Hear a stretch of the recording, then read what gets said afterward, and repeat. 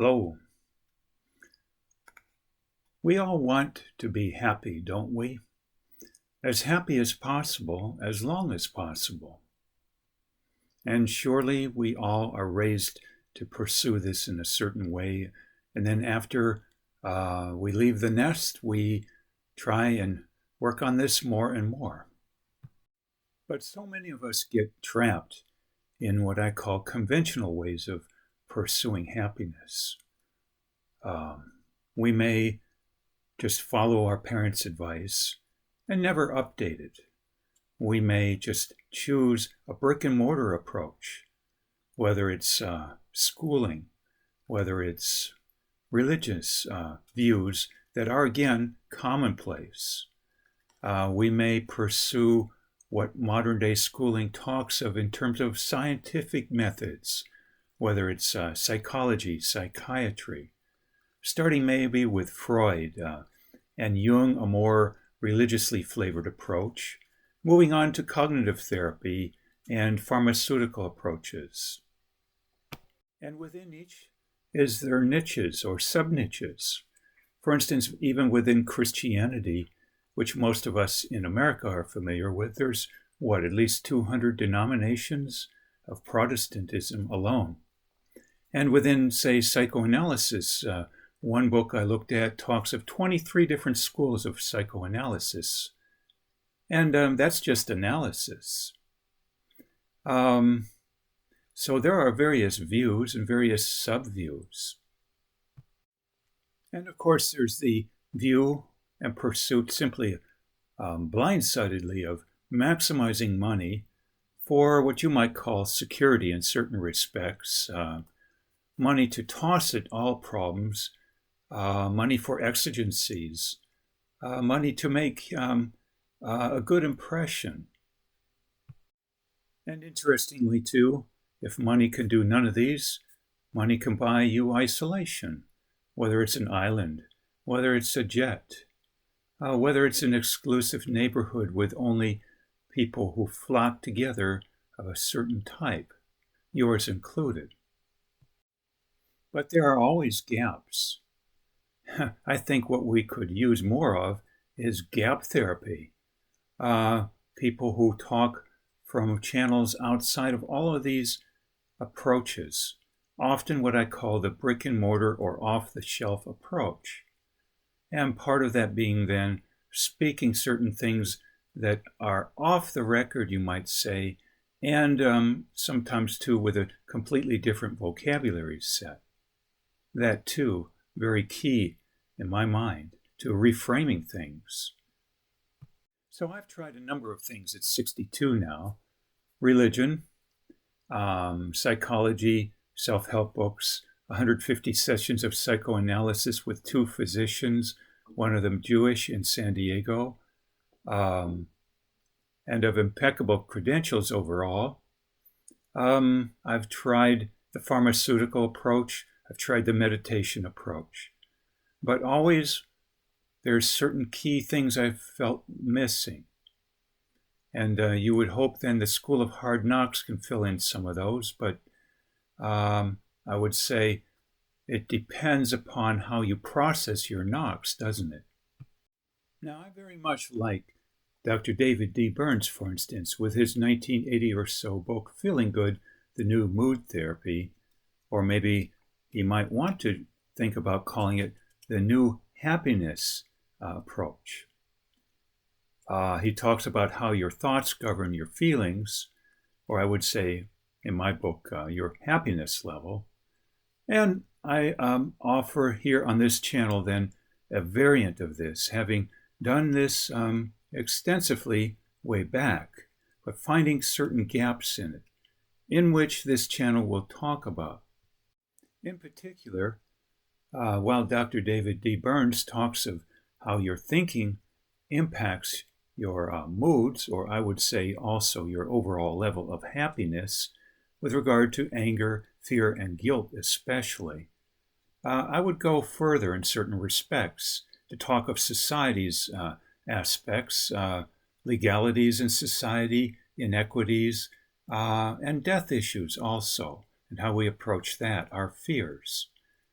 In particular, too, from a view not just of your thoughts or what Alcoholics Anonymous, which I have never attended, saying your stinking thinking, but the words that comprise our thoughts. Moreover, as per, say, the book The Four Agreements, and a few other books, too, that I run across from time to time.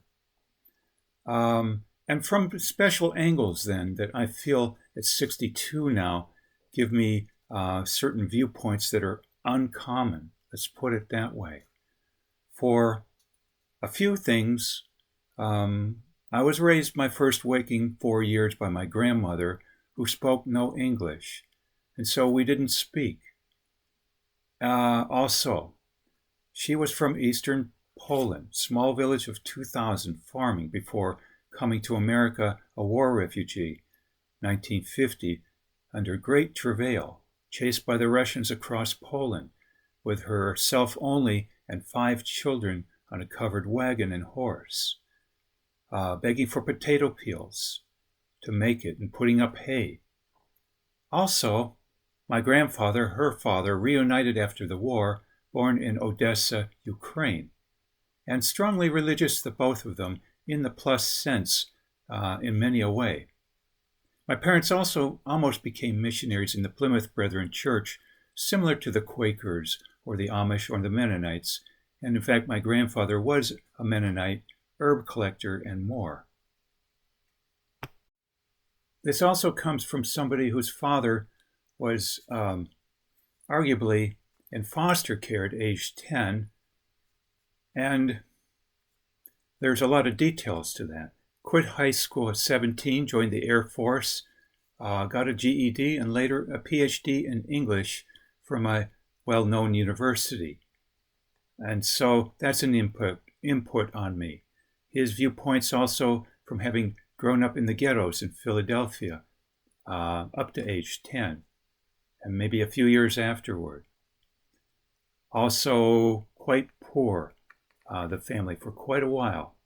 My father not attaining this PhD until age of 30. And my not owning a bed to sleep on then until age 10 or 12, for instance. Another thing, trauma in my past, we've all had trauma, but mine rather unconventional. Given our poverty situation, we lived in the most horrendous of housing at times. I got mixed up in the wrong crowd, despite a religious upbringing, baptism in a West Virginia river at age 7, and the grandmother also inputting me. Got into shoplifting age 10, was caught, and taken by both my arms by security to police headquarters, questioned and taken to my father personally. And this started my massive trauma experiences like you couldn't believe, and I shut down like a broken motor, as they put it. So this is not material or viewpoints typical for a college graduate. I do not consider myself a college graduate, although I did complete West Point. I do not consider it a college. Secondly, I spent 4 years at Berea College starting age 41 in mathematics only at the half-time level. Took a boatload of courses, shall we say, in math, and studied very much more intensely than the average student, and tutored there 2 of the 3 years, or 3 of the 4 years, actually, to pay back tuition completely. But I did not get a degree there either as a community member. And so this finally touches upon things, if I didn't mention already, as per never having married and no children, although I almost married 3 times. Finances were not in order the first time, religious viewpoints, differences, and then finally age. Told I might have Alzheimer's pretty soon was the phrase amongst other things. And so 3 times close, but no. And that afforded me a certain modicum of time. Also, I spent 3 years ago a stint of time working for a local home healthcare agency, including time in an Alzheimer's hospital, and spent over 150 visits visiting someone when they were in a hospital setting as per a family member. So I live alone. I live in a working class environment, 30,000 people. I travel a 4-state region for my photography work, extensively Kentucky, also attending church services of a variety, including Mennonites, Amish, Seventh-day Adventists, and Buddhists, as well as mainstream Protestantism, but have no affiliation to any. Next also, then, time in Tennessee, West Virginia, 3 trips in the last year, and North Carolina, a visit to the Cherokee Indian Reservation, as well as in Tennessee, the Cherokee area of Venure, Tennessee, and 2 visits to the Appalachian Museum in Clinton, Tennessee. Also, I did grow up 3 years in North Carolina, too. And so I also see then abject poverty where I live. And incidentally, for what it's worth, for a variety of reasons, did not own a car for 20 years, but do now. So these are some of the parts of who I am and how I process things then. And yes, I'm not a medical doctor, and I'm not a, quote, trained professional in any area. So this does not, of course, constitute medical advice.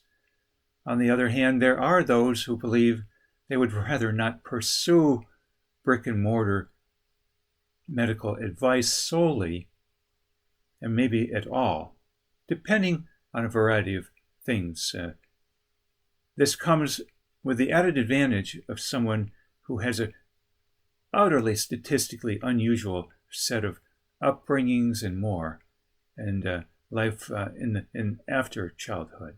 And it comes from somebody with, might I say also, I studied engineering as my major at West Point, electrical engineering, but it was a concentration, and so I don't have a major per se. They gave no one majors, but classes were 6 days a week, and sports all year round mandatory, including boxing, gymnastics, wrestling, swimming, and more. And I did my time there, a stint, a semester, as a referee for a soccer team also. So that's part of my bailiwick here. Plus points being out-of-the-box thinking then on a variety of areas, psychology, philosophy, religion, and finally, too, as per photography, having studied with the New York Institute of Photography. So this is where I come from, and I also run now a home healthcare agency, amongst other things. Help my mother daily in a town 5 miles from where I live. Out-of-the-box views and out-of-the-box vocabulary to process it from somebody who hasn't the means financially to get things rolling for quite a long time, nor the self-confidence in a number of areas, or the respect for oneself or others that was necessary till now, age 62. For what it's worth here, and I hope it's useful, and I wish you well.